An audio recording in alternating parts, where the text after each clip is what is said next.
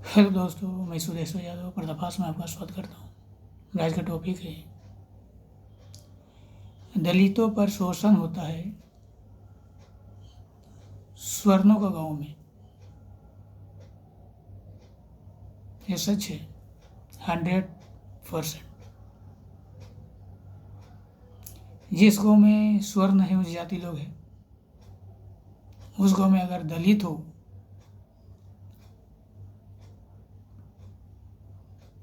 तो शोषण और अत्याचार का सीमा पार कर जाता है।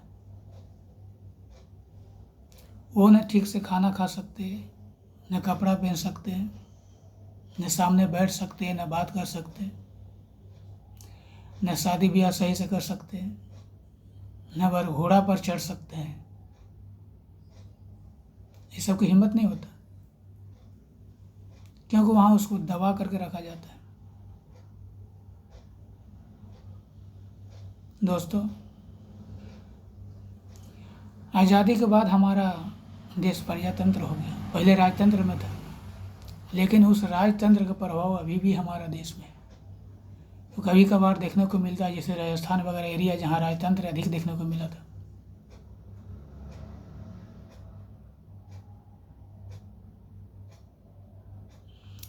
जिस छोटे जातियों को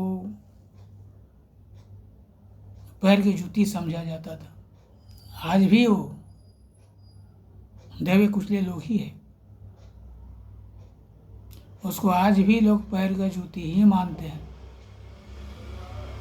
अगर वो बराबरी करने की कोशिश करता है तो उसको दबा दिया जाता है और कहा जाता है कि तुम्हारा जगह हमारा पैर के जूते में है,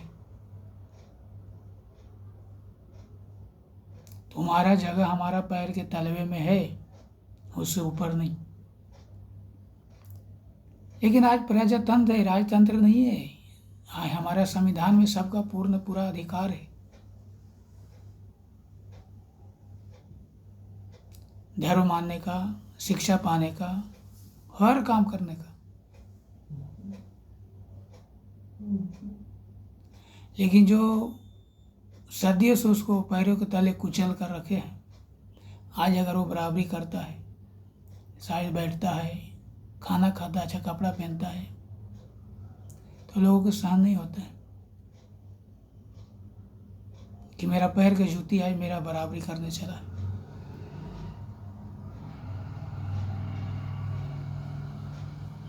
जिस गांव में स्वर्ण होते हैं, उस गांव में अगर वो मंदिर में जाए तो लोग उपहास उड़ाते हैं कि तुम्हारा काम ये नहीं, तुम्हारा काम सेवा करना है। वेदों में एक मंत्र आया है, ब्राह्मणस मुखमासेद बाहु राजन्य कृतः उरु तदस्य द्वैस्य पदभ्याम शूद्रो जायत। इसका अर्थ निकाल लिया कि ब्राह्मण मुंह से पैदा हुआ है, क्षत्रिय बाह से, वैश्य घुटन से, शूद्र पैर से। पर अर्थ इसका ये नहीं है ब्राह्मण उच्च मुख के सदृश, क्षत्रिय बाहुबल के सदृश, वैश्यों का बिजनेस के सदृश बताया है, घुटन के सदृश, और शूद्र को पैरों के सदृश बताया है कि तुम्हारा काम है सेवा करना। ब्राह्मणों का काम है पूजा पाठ करना, क्षत्रियों का काम है देश की रक्षा करना, वैश्यों का काम है बिजनेस करना, शूद्रों का काम है तीनों वर्णों का सेवा करना। लेकिन वेदों में ये गुण कर्म स्वभाव का वकालत किया है, जन्म का नहीं। वेद हो, गीता वगैरह जो भी हो, आज लोग वेदों को खंडन कर देते हैं कि वेद में ऐसा लिखा है। वेद गुण कर्म स्वभाव का वकालत करता है। अगर कोई ब्राह्मण अय्यासी है, सर्वभक्षी है, मांस मदिरा का सेवन करने वाला ब्राह्मण कैसे हो सकता है? अगर कोई दलित अगर संयमी है तो ब्राह्मण क्यों नहीं? और ऐसे बहुत एग्जाम्पल है। अधिकतर ऋषि मुनि लोग दलित ही थे।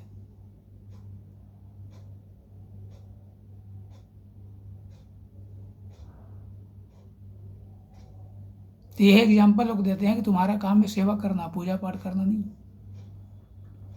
अब पूजा पाठ करने के लिए क्या आवश्यकता है? कहाँ किस ग्रंथ में लिखा है?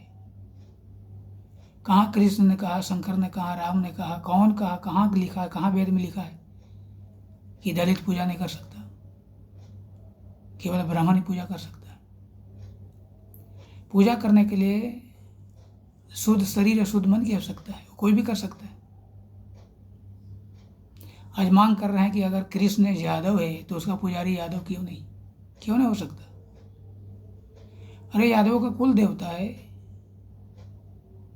अगर हम पूजा करते हैं तो हमसे प्रसन्न ज़्यादा होगा कि ब्राह्मणों से होगा? जिसका जो कुटुंब होता है, खानदान होता है, वंश होता है, उससे वो ज़्यादा प्रभावित होगा, उससे खुश होगा कि दूसरे से होगा? तो ये प्राचीन एक बिजनेस है, ब्राह्मणों ने अपना बिजनेस बना लिया कि पूजा पाठ करने का मेरा ही अधिकार है और कोई नहीं कर सकता।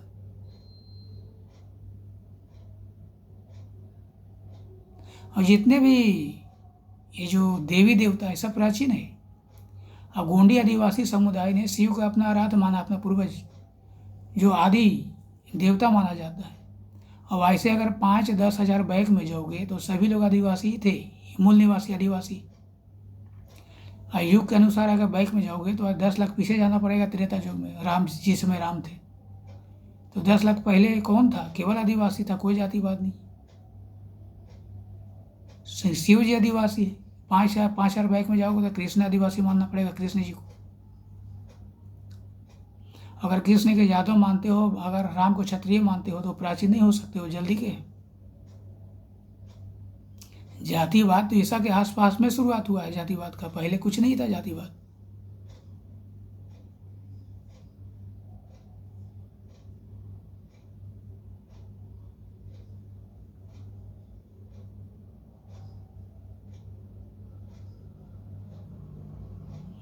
वेद माता खुद कह रही कि यथेमं वाचम कल्याणी मापदानी जनेभ्य ब्रह्म रजन अभ्याम शूद्राचार्य चाशोचारणाय। मापदानी जनेभ्य, मनुष्य मात्र के कल्याण के लिए मैं वेदों को देता हूँ। ब्रह्म से लेके अर्थात ब्राह्मण से लेके अति शूद्र क्यों नहीं हो, सबका वेद पढ़ने का अधिकार है। अगर सबको वेद पढ़ने का अधिकार है, सबको पूजा करने का भी अधिकार है, मंदिर में जाने का सबका अधिकार है, उसे कोई वंचित नहीं कर सकता।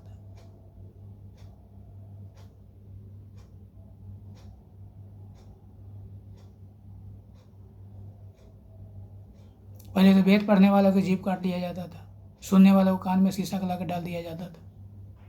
वो जमाना आज नहीं, आज राजतंत्र नहीं है, प्रजातंत्र है। सबका पूरा बराबर का अधिकार हक है और मिलना चाहिए। हमारे गांव में मंदिर है, शिव मंदिर है, देवी मंदिर है, हनुमान मंदिर है, कोई भेदभाव नहीं, कोई जातिवाद छुआछूत नहीं। दलित से लेके सब जितना भी बैकवर्ड है, जो भी जाति हो, सब मिलजुल के पूजा पाठ करते हैं, मिलजुल के बनाइए, कोई रोक टोक नहीं। तो जहाँ स्वर्णों का गांव होता है वहाँ अत्याचार होता ही होता है छोटी जातियों पर, खासकर दलितों पर।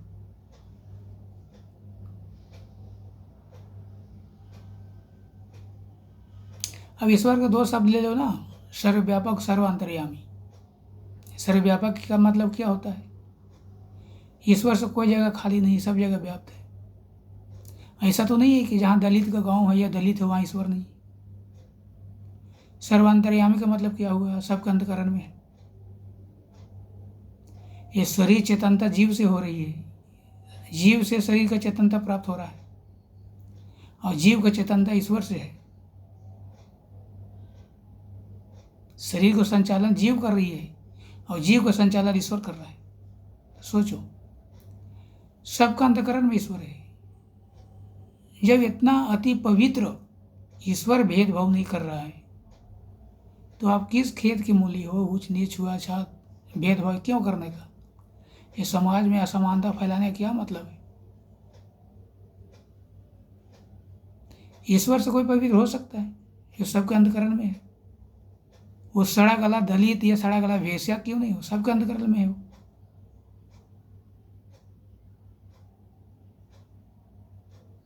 अरे ईश्वर हमारा संबंध क्या है? पिता पुत्र का है। वो पिता है, हम पुत्र है। वो हमारा स्वामी, हम सेवक है। वो मेरा मित्र है, सखा है। जब वो हमसे घृणा नहीं कर रहा है तो आप क्यों घृणा करते हो?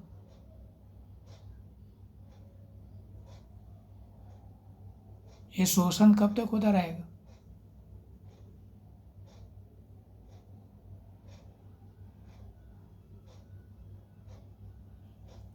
देश में जितने भी सिस्टम है, हमारा संविधान सबका पूरा अधिकार देता है। शिक्षा प्राप्त करो, कहीं जाके व्यापार करो, धर्म को मानो, पूर्ण रूप से स्वतंत्रता है। इसमें कोई भेदभाव नहीं होना चाहिए।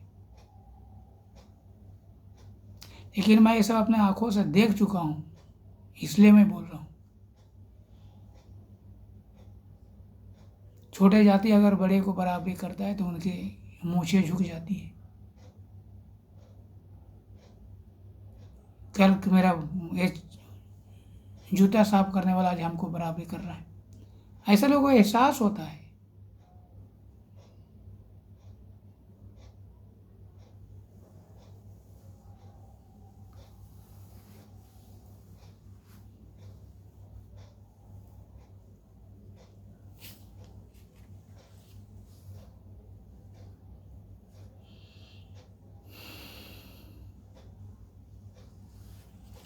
अरे छोटे जातियों की गलती क्या है? वो गरीब है, लाचार है, असहाय है।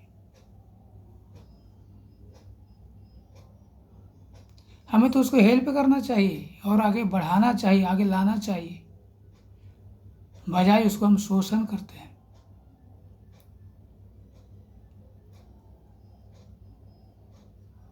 अरे समाज में सब कोई बराबर नहीं हो सकता, छोटा बड़ा तो होता ही है, चाहे शिक्षा के माध्यम से या फिर धन के माध्यम से। एक लेवल में तो कोई हो नहीं सकता। लेकिन अगर छोटे हैं तो उसको हम शोषण नहीं कर सकते।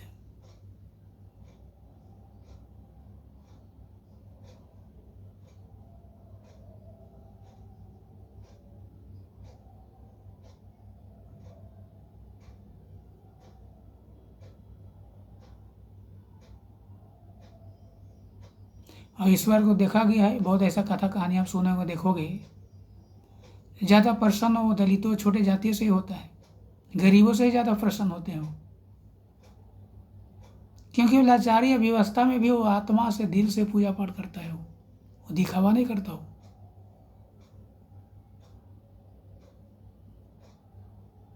इसीलिए उसको दरिद्र नारायण कहा गया।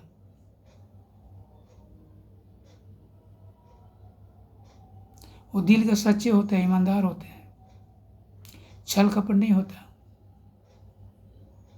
वो दिखावा नहीं करते।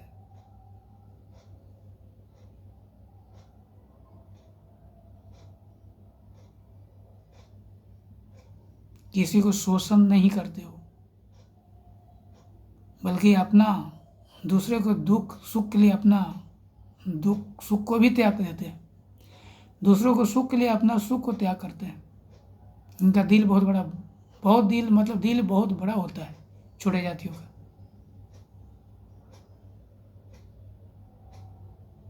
वो दूसरों को दुख नहीं देख सकते।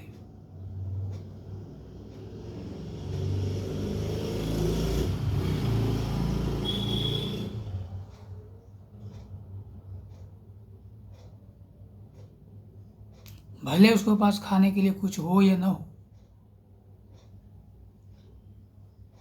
लेकिन असूल के पक्के होते हैं, दिल के बड़े होते हैं।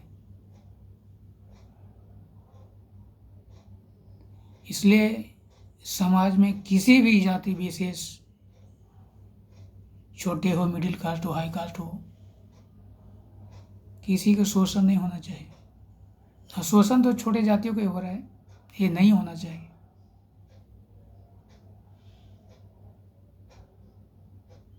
तो मैं वीडियो को यहीं विराम देता हूँ। मेरे वीडियो को आप लाइक करें, सब्सक्राइब करें, बेल आइकन को दबाएं कि आने वाले सारे वीडियो मिलता रहे। जय हिंद, जय भारत।